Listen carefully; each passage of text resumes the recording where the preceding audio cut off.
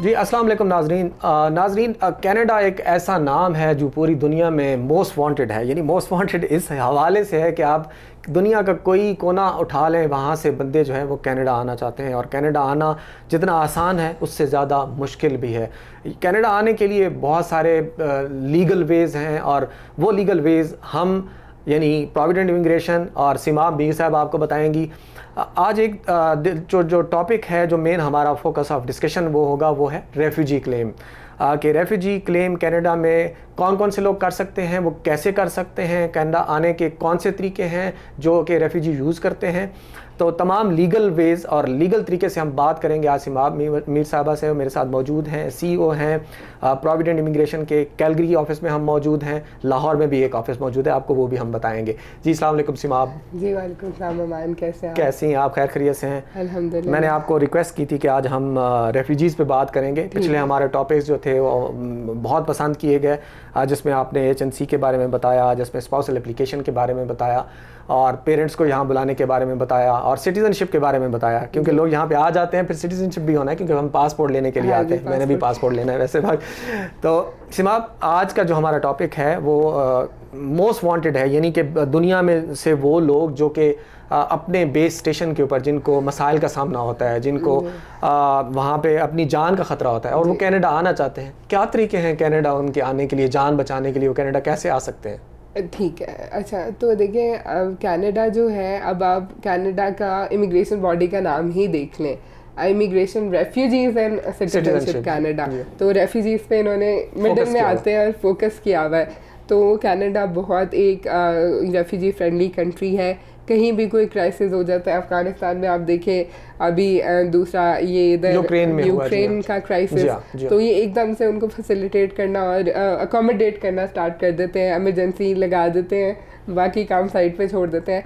तो जो है ना, रेफ्यूजीज़ के लिए कनाडा एक बहुत फ्रेंडली और वेलकमिंग कंट्री है। रेफ्यूजी कौन कर सकता है? अब हर कोई रेफ्यूजी नहीं कर सकता, और पाकिस्तान में बैठ के लोग कहते हैं मैं असाइलम करना चाहता हूँ, तो पाकिस्तान मैं कैसे करूँ? तो वो वहाँ से बैठे हुए नहीं कोई असाइलम कर सकता।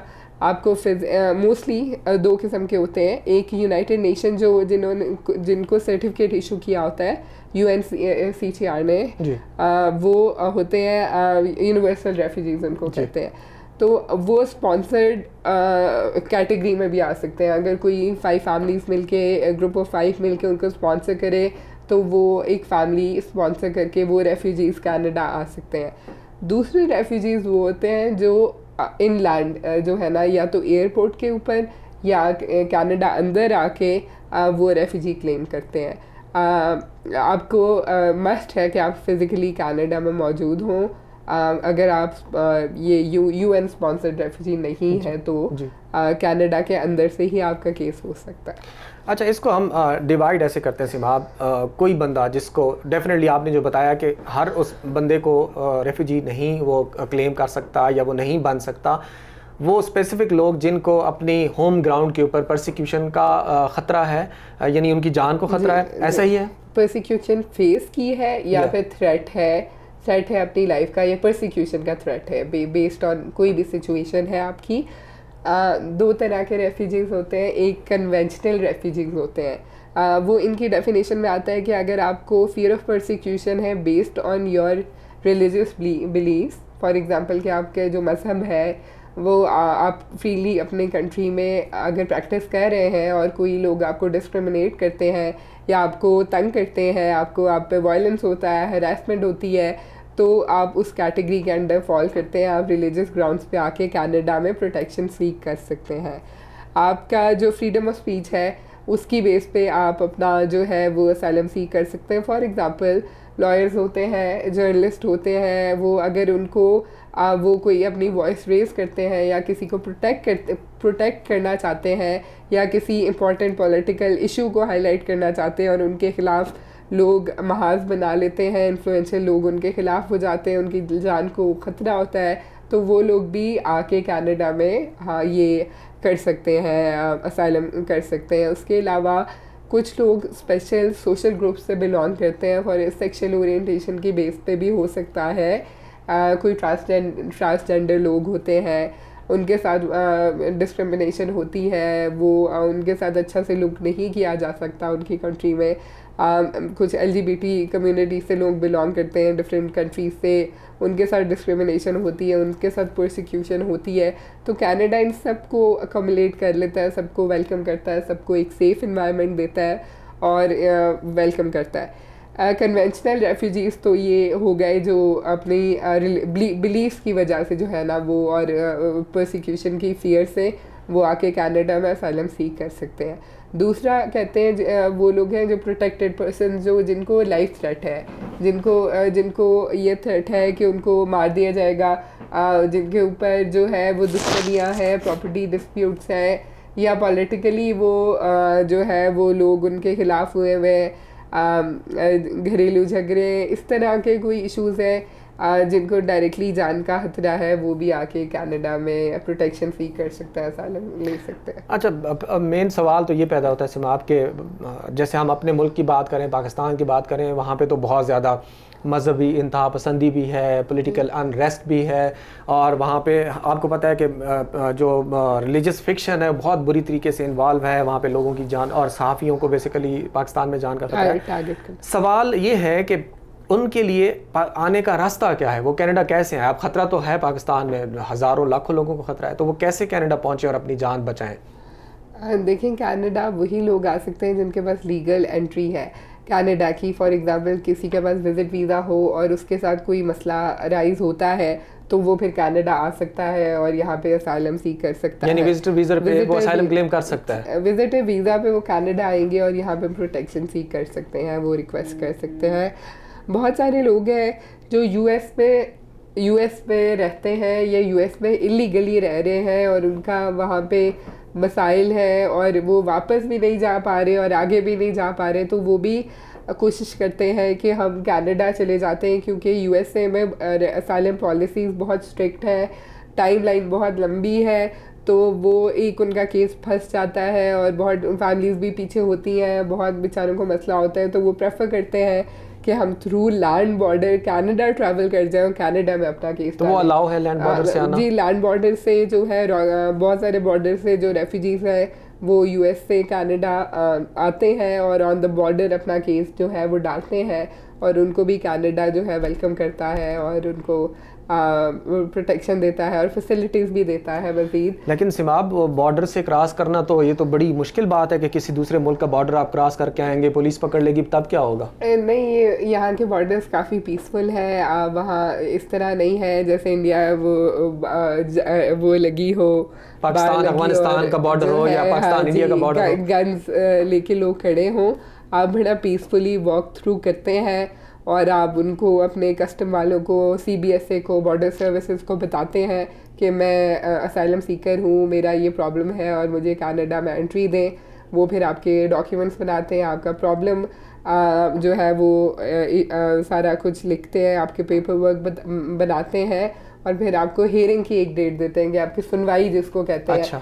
कि आपकी इस तारीख को सुनवाई होगी और फिर आपको, अगर आपके पास लॉयर नहीं भी होता तो आपको लॉयर लीगल सर्विसेज भी प्रोवाइड कर सकते हैं, आपको वो जो है वो अकोमोडेशन भी में भी हेल्प करते हैं। तो ऐसा नहीं है कि वो एक जो है वो जंग टाइप की यानी गिरफ्तार नहीं होंगे या उनको वहाँ बाहर नहीं, अच्छा, डिटेन नहीं करते हैं ना डिपोर्ट करते हैं। कनाडा का सिस्टम थोड़ा सा अमेरिका से, यूके से थोड़ा डिफरेंट है। यूके में तो अब ऐसा हो गया है कि वो असाइलम सीकर्स को रखते भी नहीं है, यूके में वो अफ्रीका भेज देते हैं जब तक उनका केस प्रोसेस नहीं होता। तो कनाडा में ये प्रोसेस है भी ईजी, मतलब अगर आपका केस जेन्युइन है और प्रॉपर्ली ड्राफ्टेड है तो इजीली थ्रू हो जाता है और टाइमलाइन भी बड़ी शॉर्ट है। अच्छा, चलें अब इसमें से सवाल निकालते हैं। जैसे आपने बोला कि दो तरीके आपने बताया कि अगर कोई बंदे के किसी पास विजिटर वीज़ा है और कनाडा किसी तरीके आ जाता है, और दूसरा आपने अभी बताया कि अमेरिका से जो है वो लैंड बॉर्डर के थ्रू भी आ सकते हैं। तो ये बताएं कि पहला मैं सवाल करता हूँ कि अगर लैंड बॉर्डर के थ्रू कोई बंदा आता है तो कितना टाइम लग जाता है उसको ये प्रोसेस कंप्लीट होने में? अच्छा, जो लोग लैंड बॉर्डर के थ्रू आते हैं ना, उनका टाइमलाइन थोड़ा सा लंबा होता है, उनकी हियरिंग थोड़ी सी लेट आती है क्योंकि उनका पेपर वर्क थोड़ा सा उनको ज़्यादा स्क्रूटनाइज करना पड़ता है, थोड़ा सा उनका पेपर वर्क लॉन्गर होता है। जो इनलैंड कनाडा आके करते हैं उनके क्योंकि डॉक्यूमेंट्स इन ऑर्डर होते हैं, उनको नोट्स पुराने ये ऑर्डर वगैरह नहीं करने पड़ते, तो उनकी हेयरिंग्स ज़रा जल्दी आ जाती हैं। तो मैं आपको डिफ़ाइन करूँगी, अगर टाइम फॉर एग्ज़ाम्पल एवरेज आजकल का टाइम आप चाहते हैं तो तकरीबन जो इनलैंड केसेस हैं वो 15 मंथ्स में ऑन एवरेज पूरा PR तक का केस हो जाता है, हो रहे हैं। और जो लैंड बॉर्डर वाले हैं वो ऑलमोस्ट 2 इयर्स तक जो है ना, वो 18 मंथ्स टू 2 इयर्स तक यानी वो परमानेंट रेजिडेंसी अप्लाई कर सकते हैं। जी जी जी जी।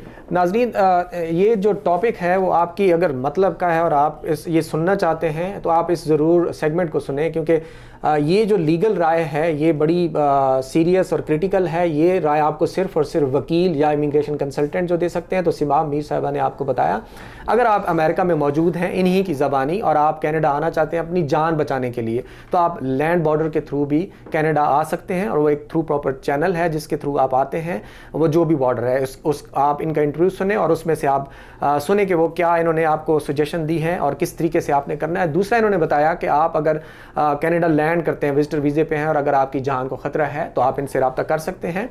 प्रोविडेंट इमिग्रेशन कैलगरी में मौजूद है। सिमाब मीर जो हैं रजिस्टर्ड इमिग्रेशन कंसल्टेंट हैं और वो इमिग्रेशन एंड रेफ्यूजी सिटीजनशिप को डील करते हैं। और ख़ुसूसी तौर पे मैं आपको बताऊं कि जो रेफ्यूजी के केसेस हैं बहुत अच्छे तरीके से, बहुत ही थॉरली उसको ये स्टडी करती हैं। और ये केस जो है कामयाबी की शर्त है कि अगर आप सिमाब के पास आएंगे तो आपका केस जो है रेफ्यूजी का कामयाब होगा। बाकी केसों के साथ साथ रेफ्यूजी भी आप इनके साथ कर सकते हैं। तो हम अगला सवाल करते हैं, क्योंकि ये एक बहुत ही दिलचस्प टॉपिक है और सारी दुनिया के लोग जो कि अपनी जान बचाने के लिए कनाडा आते हैं, क्योंकि मैंने इसके ऊपर रिसर्च की है, मैंने सोशल मीडिया पे देखा है, तो मैं उसी के सवाल जो है वो इनसे आज करूंगा सिमाब मीर से। अच्छा सिमाब, ये बताएं कि एक बंदा जो अब लैंड बॉर्डर से आ गया या वो बाय फ्लाइट आ गया, यहाँ पे विजिटर वीज़े पे आ गया, उसके लिए क्या स्टेप्स हैं जिसको वो फॉलो करके तो फिर वो आपके पास आएगा और आप आगे केस को फॉरवर्ड करेंगी? देखिए, वो ऑब्वियसली अगर जो बंदा लैंड बॉर्डर से आया है तो वो फिर हमसे मुलाकात करेगा, अपना की सिचुएशन बताएगा, हम उसका पेपर वर्क रेडी करेंगे। पहले तो आपको जाना पड़ता था उनके ऑफिस में, वहाँ जाके आप क्लेम करते थे, लेकिन अब पोस्ट कोविड इन्होंने ऑनलाइन सिस्टम कर दिया है, तो फिर हम सारे क्लेम्स भी ऑनलाइन डालते हैं और सुनवाई जो हेयरिंग होती है वो भी ऑनलाइन होती है। अच्छा, यहाँ पे मैं इंटरप्ट करूँगा, सॉरी। मुझे ये बताएं कि अगर कोई बंदा कनाडा आने से पहले आपको हायर करना चाहता है, आपको एज वकील करना चाहता है, यानी अगर वो अमेरिका में मौजूद है या पाकिस्तान में मौजूद है, उसके पास विजिटर वीज़ा है और वो चाहता है कि जी मैं अपनी जान बचाने के लिए आपको एज एक आपका कौंसल जो है हायर करता हूँ, तो कर सकता है क्या? देखिए, नहीं, हम केसेस जो है वो हम प्रेफर करते हैं कि जो हमें यकीन हो कि उस केस में क्रेडिबिलिटी है, तो प्रेफरेंस ये होती है कि जो लोग हमसे पर्सनली मीट करें या जो ऑलरेडी इन कनाडा हो हम उनका केस रिटेन करें। अगर बहुत ही सीरियस सिचुएशन होती है और हमें मतलब अंदाज़ा होता है और रेफरेंसेस से पता भी चलता है कि हाँ भाई इनके साथ ये सिचुएशन हो रही है, तो हम एडवाइस उनको कर सकते हैं, उनसे कंसल्ट कर सकते हैं, उनको एडवाइस दे सकते हैं फ्रॉम आउटसाइड कनाडा, लेकिन उनको रिटेन नहीं कर सकते। ठीक है, रिटेन वो यहीं पे होंगे जब वो कनाडा में प्रेजेंट होंगे। ठीक है। अच्छा, अब बंदा आ गया कनाडा में मौजूद, आपके ऑफिस में आ गया, कितना टाइम पीरियड लगेगा उसकी एप्लीकेशन थ्रू होने में? अच्छा, अब इसके स्टेजेस आपको एक्सप्लेन कर देते हैं। पहला स्टेज तो ये होता है कि हम आपका केस जो है वो आप हमें अपनी स्टोरी सुनाते हैं, अपना मसला बताते हैं, हम आपका केस प्रिपेयर करते हैं, हम सबमिट कर देते हैं। उसके बाद आपका मेडिकल होता है। मेडिकल के बाद आपकी एलिजिबिलिटी होती है। एलिजिबिलिटी का मतलब ये होता है कि जो इमिग्रेशन रेफ्यूजी सिटीजनशिप कनाडा है, जो ये डिटर्मिन करेगा कि जो आपने जिस बेसिस पे केस किया है क्या ये रेफ्यूजीज़ की डेफिनेशन के अंदर फिक्स होता है, फिट होता है। आपको वहाँ जाके एलिजिबिलिटी के लिए अपीयर होना होता है। जब आपकी एलिजिबिलिटी क्लियर हो जाती है तो फिर जो है IRB के पास आपका केस भेज दिया जाता है। IRB क्या होता है? Immigration refugee board. वो जो मेन बॉडी है जिसने आपकी रेफ्यूजी और प्रोटेक्शन का केस जो है उसकी टेक केयर करनी है। तो जब आपका केस IRB के पास चला जाता है तो वो आपसे मज़ीद डॉक्यूमेंट्स मांगते हैं या आपसे मज़ीद कॉरेस्पॉन्ड करते हैं और फिर आपकी हेयरिंग होती है। जो हेयरिंग होती है वही मेन जो उनकी तरफ से फैसला होता है वो उस हेयरिंग में डिटरमिन हो जाता है। अगर आपका केस सही वो तसल्ली होती है उनको, वो केस जो रेफ्यूजी प्रोटेक्शन डिवीज़न है वो आपको अलाउ कर देते हैं कि आप आगे अपना आपको अलाउ कर देते हैं कि हाँ आपको प्रोटेक्शन दे दी है कनाडा ने, और आप अपना अगला केस जो पीआर का है वो डाल सकते हैं। खुदा न खास्ता फॉर एग्ज़ाम्पल आपका केस में कोई इशू आता है और आपका नहीं हो पाता प्रोटेक्शन डिवीज़न में, तो फिर वो आपको अलाउ करते हैं कि आप या तो 30 डेज़ के अंदर अंदर वॉलंटरीली कनाडा से चले जाएं और बॉर्डर को इन्फॉर्म करें, या फिर आप 15 दिन के अंदर अंदर अपील का प्रोसेस स्टार्ट करें। तो फिर जिन लोगों ने अपील करनी होती है वो 15 डेज़ के अंदर अपील कर लेते हैं, और बहुत सारे केसेस हैं जो appeal 70% cases 30% cases almost appeal तक जाते हैं और उनमें होते हैं। तो अच्छा, उससे जाने से पहले सीमा, आपने बताया कि कोई क्लाइंट आपके पास आता है, उसकी एलिजिबिलिटी होती है, एलिजिबिलिटी और उसका जो फाइनल इंटरव्यू है, जो फाइनल हियरिंग जिसको बोलें, उसके दरमियान कितना टाइम पीरियड लगता है? On average 4 months right now. 4 महीने लग जाते हैं। इससे कम और ज़्यादा, कुछ ज़्यादा भी हो सकता है, लेकिन एवरेज टाइम 4 months का है। अच्छा, तो इस सारे केस के दौरान जो आप एज ए कौंसल, आपकी क्या हेल्प, क्या आप किसी क्लाइंट को हेल्प कर सकते हैं, या क्लाइंट का जो केस एज इट इज़, जैसे मैं आपके पास आया और मेरा कोई केस है, आप उसमें मेरी क्या हेल्प करेंगी? मैं हमारी रिस्पॉन्सिबिलिटी होती है कि जो आपने हमें केस प्रोवाइड किया, हमने उसको फाइट करना है जी। कि मतलब आपको रिप्रेजेंट करना है, आपको लीगली रिप्रेजेंट करना है गवर्नमेंट को। जो अगर कोई चीज़ें आप क्लैरिफाई करनी है तो वो हमारी रिस्पॉन्सिबिलिटी होती है। फिर आपके केस रेफरेंसेस देना, कि आप किसी के केस से रेलिवेंट जितने केसेस हैं उसकी केस स्टडी बना के और उसको आपकी केस से सबमिशन करना, ओरल सबमिशन करना, रिटन सबमिशन करना, ये सब हमारी रिस्पॉन्सिबिलिटी होती है। ठीक है।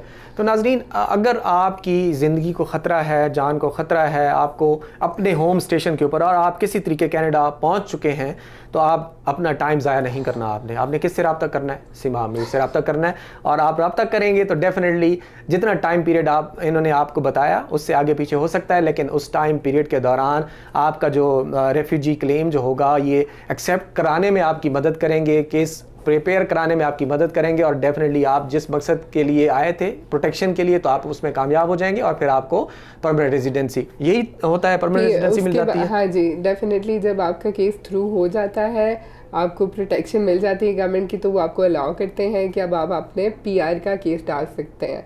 पीआर का केस मतलब परमानेंट रेजिडेंसी का केस डाल सकते हैं। और इसमें इंटरेस्टिंग बात यह है कि कनाडा जितना फ्रेंडली कंट्री है और फैमिली रीयूनिफिकेशन के लिए जितना ये काम करते हैं, कमेंडेबल बात यह है कि प्रीवियसली ये होता था कि आपका जब अपना केस ख़त्म हो जाता था तो फिर आप अगर आपकी फैमिली आउट ऑफ कंट्री है तो उनको स्पॉन्सर कर सकते थे। लेकिन अब इन्होंने ये पॉलिसी चेंज करके उसको भी इजी कर दिया है कि जब आपकी हेयरिंग क्लियर हो जाती है तो आगे जो है ना, आपकी जब अपनी फाइल जाती है आपकी फैमिली की भी साथ चल जाती है, और जब आपको पीआर मिलता है तो आपकी फैमिली को भी पीआर मिल जाता है, चाहे वो आउट ऑफ कंट्री ही क्यों ना हो। अच्छा, मेरा अगला सवाल यही था सिमाब कि आपने, मैं इसको दोबारा रिफ्रेश कर देता हूँ कि अगर एक बंदे का केस कामयाब हो गया, उसको प्रोटेक्शन मिल गई है, उसकी फैमिली का एक तो पहले बताएं कि जो स्पॉन्सर होगा वो साथ ही होगा, और दूसरा कितने टाइम में वो फैमिली कनाडा आ जाएगी? ये इसका भी टाइम फ्रेम जो है अभी 24 months चल रहा है। जो फैमिली आउटसाइड इनलैंड जो करते हैं केसेस लेकिन मोस्टली केसेस के कम टाइम में ही हो जाते हैं, 15 to 18 months में हो जाते हैं। अच्छा, ठीक है। तो अब अगला मेरा सवाल यह है सीमा, बड़ा इंटरेस्टिंग है। मैं उस पर देख रहा था, यूट्यूब पे देख रहा था कि लोगों के सवाल ये होते हैं कि क्या प्रोटेक्शन लेने के बाद वो क्लाइंट, वो जिसने प्रोटेक्शन ली है अपने मुल्क के अगेंस्ट, कि मुझे उस मुल्क में प्रॉब्लम है, मेरी ज़िंदगी को ख़तरा है, क्या वो वापस जा सकता है? नहीं, देखिए ये बिल्कुल रेकमेंडेड नहीं होता कि अगर आपने जिस बेसिस पे आपने प्रोटेक्शन ली है, आप पीआर लेने के बाद उस कंट्री में ट्रैवल करें। क्योंकि जब आप वापस आएंगे तो फिर बॉर्डर सर्विसेज वाले आपसे इंटरोगेट करेंगे, और अगर उनको लगेगा कि आपका बेसिस ऑफ क्लेम गलत था और आपने गलत बेसिस पे आपका पीआर मिला है, तो फिर उसको जो है ना वो कैंसिल कर सकते हैं। अच्छा। तो ये रेकमेंडेड नहीं है कि आप ट्रैवल करें। बहुत सारे एक्सेप्शनल सिचुएशंस हो जाती हैं जिसमें आपको इमरजेंसी में जाना पड़ जाता है, कोई फॉर एग्जांपल डेथ हो जाती है या कोई गंभीर सिचुएशन होती है, तो गवर्नमेंट से आप परमिशन ले सकते हैं या गवर्नमेंट को आप इन्फॉर्म कर सकते हैं विद प्रॉपर प्रूफ कि आपने किस रीज़न की वजह से आपको जाना पड़ा था, और फिर अगर वो सेटिस्फाई हो जाते हैं, एक्सेप्टेबल तो है सूरत में हो जाता है जी। अच्छा, अब एक और बड़ा सवाल ये है कि क्या जो रेफ्यूजी क्लेम करता है उसके बाद उसको पीआर मिलती है, क्या सिटीजनशिप वो ले सकता है, उसको शहरी बन सकता है इस मुल्क का? जी बिल्कुल बन सकते हैं। आप जब आप प्रोटेक्टेड पर्सन बन जाते हैं उसके बाद आपका पीआर का प्रोसेस स्टार्ट हो जाता है। जब आपको पीआर मिल जाती है तो पीआर के बाद आप को कुछ टाइम गुजारना होता है। वो टोटल टाइम जो लास्ट 5 इयर्स में आपने 1095 डेज जो होते हैं, मतलब 3 साल का टाइम पीरियड पूरा करना है आज से लास्ट 5 इयर्स में। तो जब वो टाइम कंप्लीट हो जाता है तो आप सिटीज़न भी अप्लाई कर सकते हैं। अच्छा, हमने सिटीजनशिप वाले सेगमेंट में जो डेज़ के हमने बारे में बात की थी। अब एक क्लाइंट जो है वो कनाडा में लैंड किया, उसने रेफ्यूजी केस आपके पास लेकर असाइलम क्लेम किया। अब जब तक उसका हियरिंग नहीं आती, बिलफर्ज उसकी साल अगर हियरिंग नहीं आती, तो क्या ये टाइम पीरियड सिटीजनशिप में काउंट होगा? नहीं, जो टाइम आपने एज एन असाइलम क्लेमेंट गुजारा है वो टाइम सिटीजनशिप में काउंट नहीं होगा। जो टाइम आपने एज अ प्रोटेक्टेड पर्सन गुजारा है वो टाइम डिसीजन होने के बाद वाला टाइम। जी, डिसीजन अच्छा, के बाद वाला टाइम, यानी सिटीजनशिप पीआर से पहले वाला, लेकिन डिसीजन पॉजिटिव डिसीजन के बाद।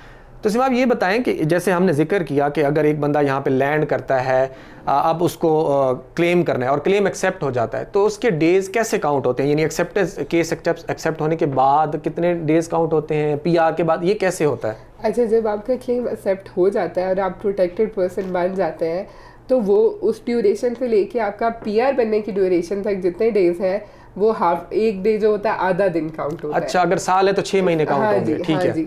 और जब आप पीआर बन जाते हैं तो फिर एक दिन फिर रेगुलर फुल डे काउंट होता है। तो ज़बरदस्त बात है। यानी कि 3-4 साल में जो वो क्लेमेंट जो होता है, जो रेफ्यूजी प्रोटेक्टेड पर्सन होता है, वो सिटीजनशिप ले सकता है कनाडा में।